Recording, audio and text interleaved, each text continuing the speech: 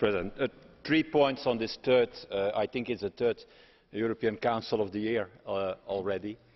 First on Russia. I think that what you have to try to do in the Council is have unity on the issue of Russia, on the issue of Ukraine, because what I see is a mess in the Council. Orban making a deal on energy with Putin outside the energy union, and at the same time a Spanish Minister of Foreign Affairs, going with Lavrov and saying that the sanctions are useless and not necessary. That's not the way to handle the European Union and to have a common foreign policy. I think we need a two-track approach to Russia. On the one hand, more proactive, like I said in the last debate with Mr. Tusk, a proactive approach.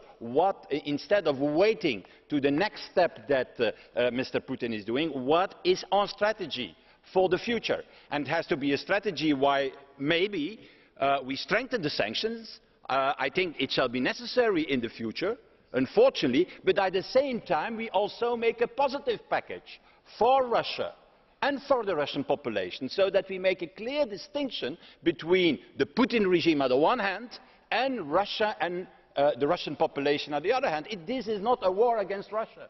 This is not a war against the Russian population, so why not deciding on visa liberalisation for young people, for researchers, for businessmen of small and medium companies inside Russia? So that's my first bit. The second is on the Spring Council. First of all, I want to say to Mr. Weber that he is right that on the semester there is again the impression that there are two types of countries in the Union. The smaller countries who have to apply and the bigger countries who have not to apply the rules of the Stability Pact. And that's a mistake, because we are repeating, in fact, the mistakes of 2003 and 2004. But that said, and I want this especially for the representation of the Council, there is one thing to do in this Council. It's a Spring Council. It's about creating the most competitive, knowledge-based economy of the world. That's the buzzword we always use in the Spring Council. Well, you can do one thing. You can maybe do a step in the direction of a digital single market and a telecom market, and you can in fact eliminate the bad decision taken by the EU ambassadors on roaming charges that has been done a few days ago. That you can do. That should be a huge step in the right direction. India has today a fully digital single market with no roaming charges, with net neutrality.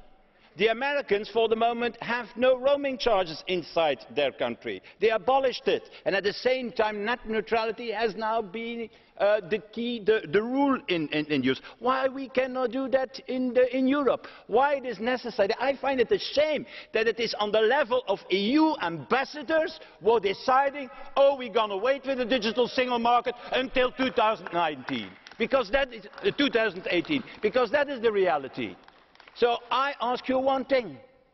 It's going to be a big success, this European Council, this third European Council, if in a few days' time, in this Council, you decide to reverse the decision of the EU ambassadors, you decide not to give in to the interest of the big telecom companies, a few big telecom companies in Europe, and you decide finally to get rid of the roaming charges and to install net neutrality in Europe. Thank you very much.